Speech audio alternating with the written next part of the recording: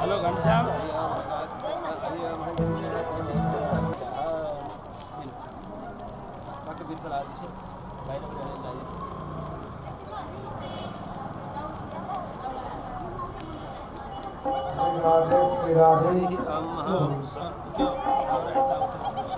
श्री राधे। आउनुहोस् आदरणीय सुन्दर साथीहरू, प्यारो प्यारो भक्तवृन्द, आजको हाम्रो छोटो कार्यक्रम अब सुरु भइसकेको छ। तसर्थ अब केही बेरमै परम श्रद्धेय महाराजजीको आगमन अब छिटो नै यहाँ आउँदैछ। हजुर स्वागतको लागि एकदम तयार अवस्थामा बसिरहनु भएको छ र हामी एउटा भजन गाउँछौँ र महाराज आउने बित्तिकै हामी आजको कार्यक्रम सुरु गर्नेछौँ।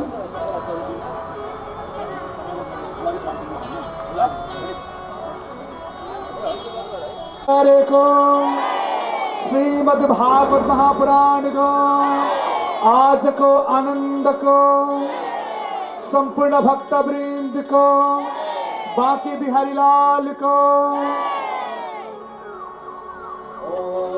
पूर्णमदा पूर्णमिदा पूर्णात् पूर्णमुदच्यते पूर्णस्य पूर्णमादाय पूर्णमेवावशिष्यते।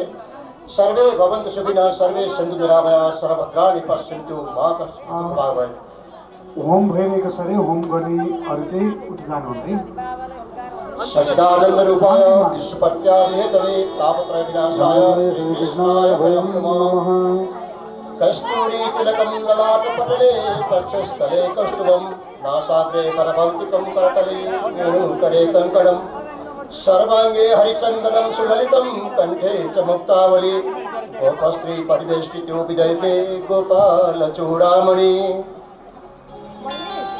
कृष्ण कन्हैया लाल की, सतगुरु महाराज की, सत्ता ज्ञान महायज्ञ की, धूम्रपरा भगवान की, पशुपति नाथ की, भक्तर भगवान की।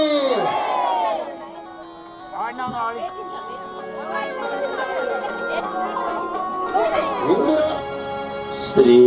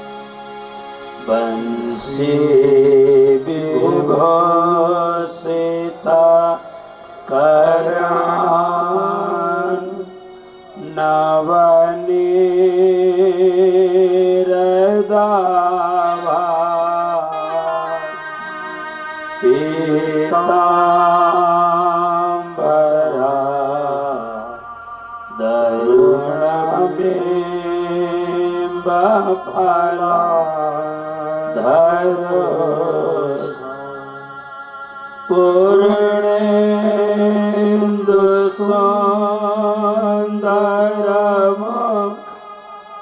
दरविन्दनेत्रा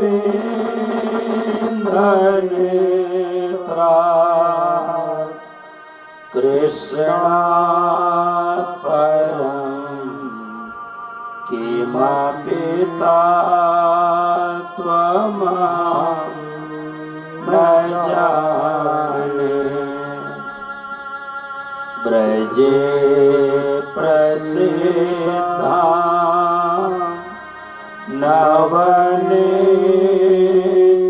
नवनीतचूरम्।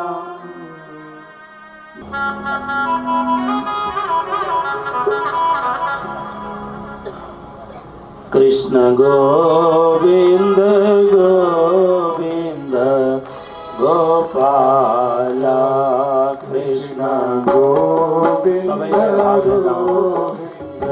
गोपाल कृष्ण गोविंद गोविंद गोपाल कृष्ण गोविंद गोविंद गोपाल भज गोविंद गोविंद गोपाल भज गोविंद गोविंद गोपाल राधे गोविंद गोविंद गोपाल राधे गोविंद गोविंद गोपाल राधे गोविंद गोविंद गोपाल राधे गोविंद गोविंद गोपाल भज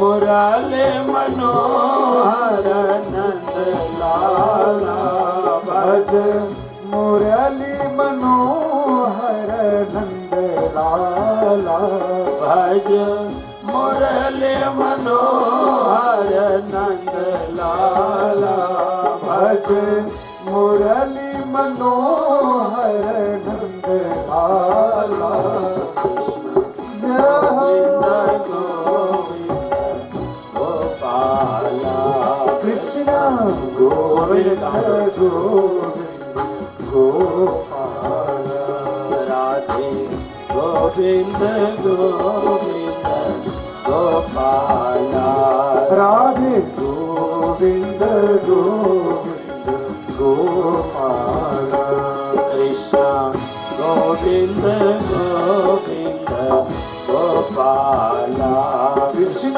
गोविंद गोविंद गोपाल राधे गोविंद गोविंद गोपाल राधे गोविंद गोविंद गोपाल भज मुराले मनोहर नंद लाला भज मुरली मनोहर नंद लाला भज मुरली मनोहर नंद लाला भज मुरली मनोहर नंद लाला गोपाल आहा कृष्ण गोविंद गोविंद गोपाल कृष्ण गोविंद गोविंद गोपाल कृष्ण गोविंद गोविंद गोपाल राधे गोविंद गोविंद राधे गोविंद गोविंद गोपाल कृष्ण गोविंद गोविंद कृष्ण गोविंद गोविंद गोपाल राधे गोविंद गोविंद राधे गोविंद गोविंद गोपाल भज मुरली मनोहर भज मुरली मनोहर भज मुरली मनोहर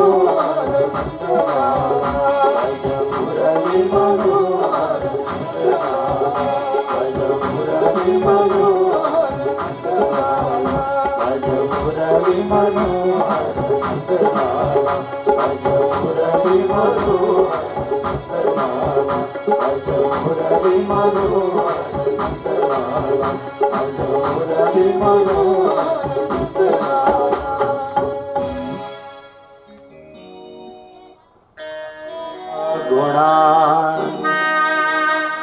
भुवन सुंदर शृण्वतां ते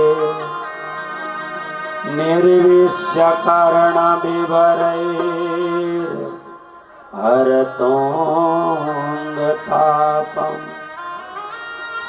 रूपं दृशां दृशिमता मखिलार्थलाभम् त्वय्यच्युता विशति चेत् मपत्रपं मे का त्वा मुकुन्द महती कुलशीलरूपा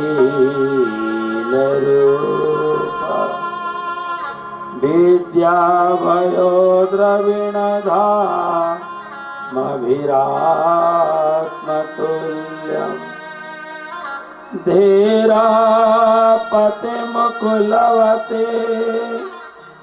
न वृणीत कन्या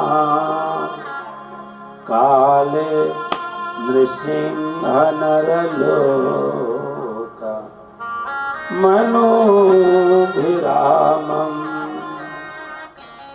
तन में भवान् खलु वृतः पतिरंग जाया मात्मार्पितश्च भवतोऽत्र विभो विधेहि मां वीरभागमभिमर्शतु चैत्य आरात् गोमायुवन् मृगपते बलिमम्बुजाक्ष श्रुत्वा गुणान् भुवन सुन्दर श्रेण्वतां ते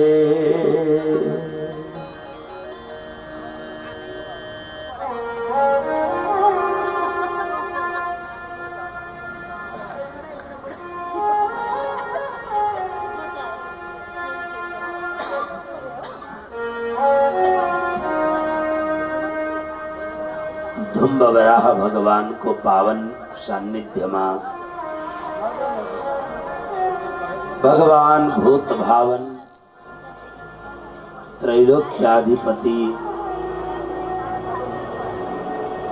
भगवान पशुपतिनाथ को यह अत्यंत सुंदर सान्निध्य में श्रीमद् भागवत को बस धुम्ब बराही जसलाई सर्टकट में धुम्बाराई भनिन्छ तर वास्तव में नाम इसको धूम्र बराह भगवान श्री विष्णु को एउटा महिमा पूर्ण अवतार बराह भगवान जसले हिरण्याक्ष नाम गरेको दानवलाई उद्धार गर्नुभयो त्यसकारणले धूम्र बराह तर कुनै पनि कुरो भन्दै भन्दै भन्दै जाँदा धेरै समयपछि त्यसमा अनेक प्रकारका कुराहरू जोडिन्छन् र अब यसको नाम भएको छ धुम्बाराई। धुम्बाराईका हाम्रा अत्यन्त प्रेमी मायालु अत्यंत प्रेमी भक्तहरू खास गरेर दिदीबहिनीहरूको आयोजनामा आयोजित श्रीमद् भागवत ज्ञान महायज्ञ को आज सप्तम दिवस हो। दिदीबहिनीहरूलाई राधा कृष्ण सेवा संस्थाले खूब सहयोग गरेको छ र मलाई लाग्दछ सायद तपाईहरुले आयोजना गर्नुभएको यो कार्य धूम्र बराह भगवान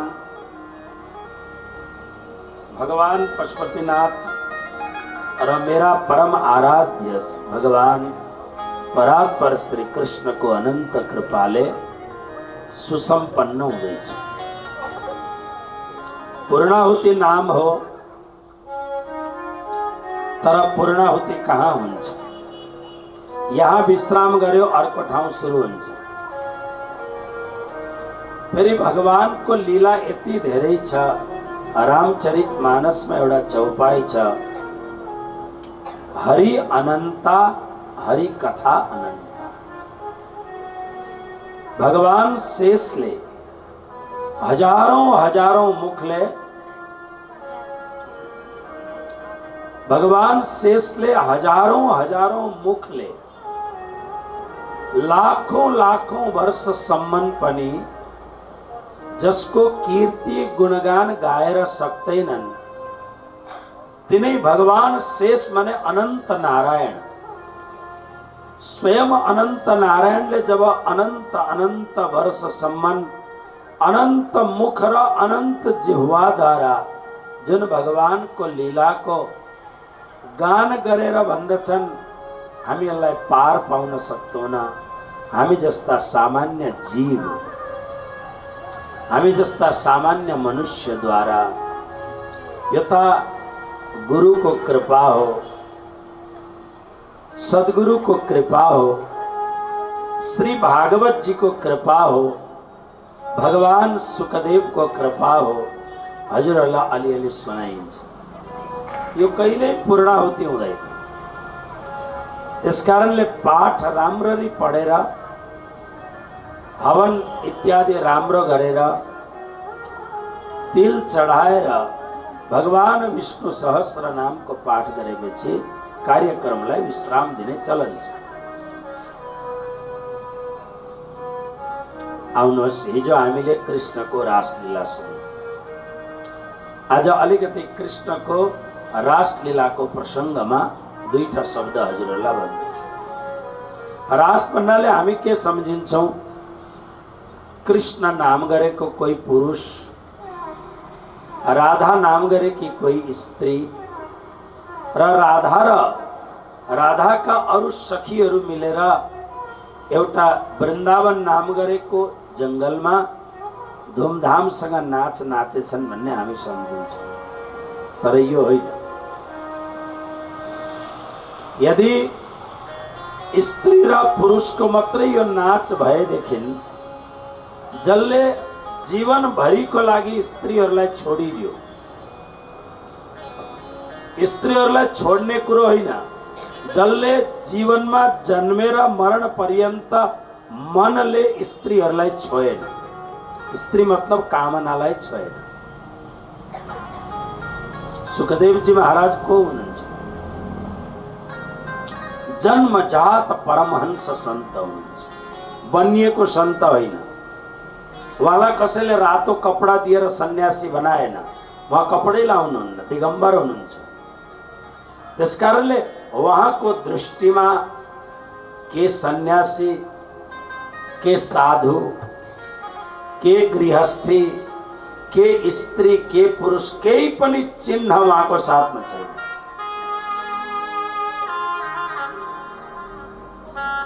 तसर्थ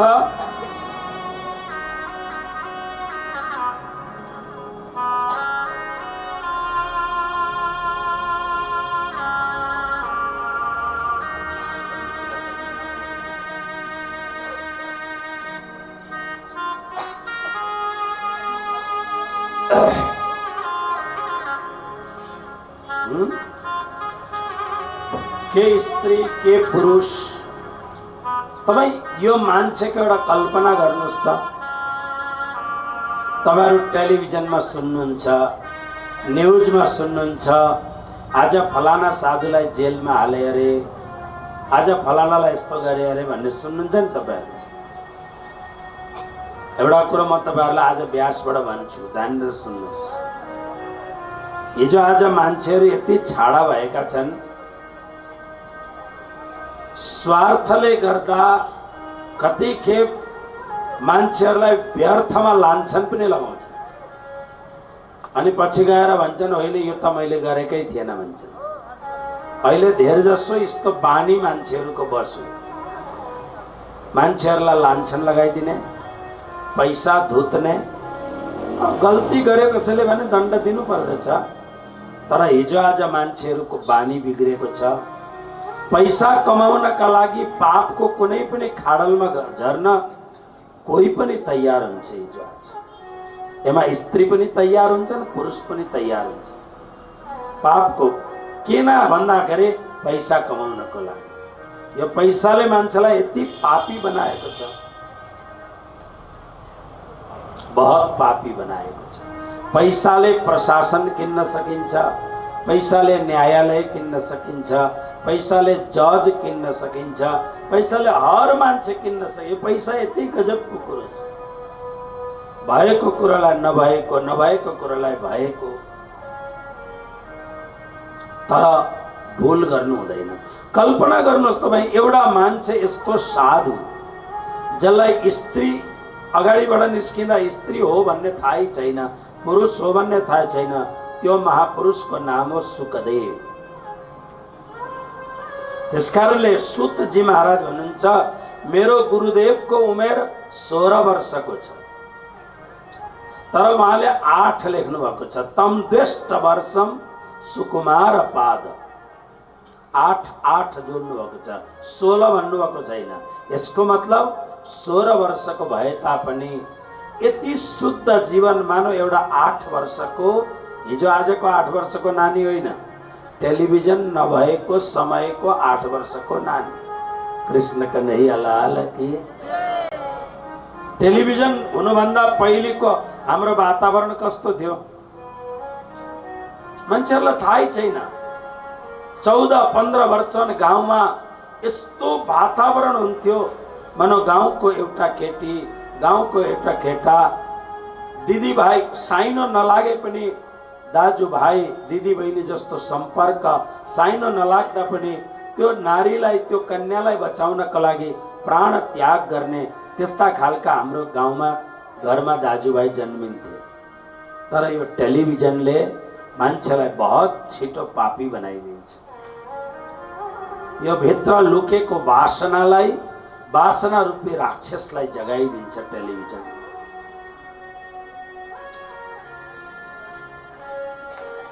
सुखदेव जी महाराज त्यस्तो परम भागवत सन्त।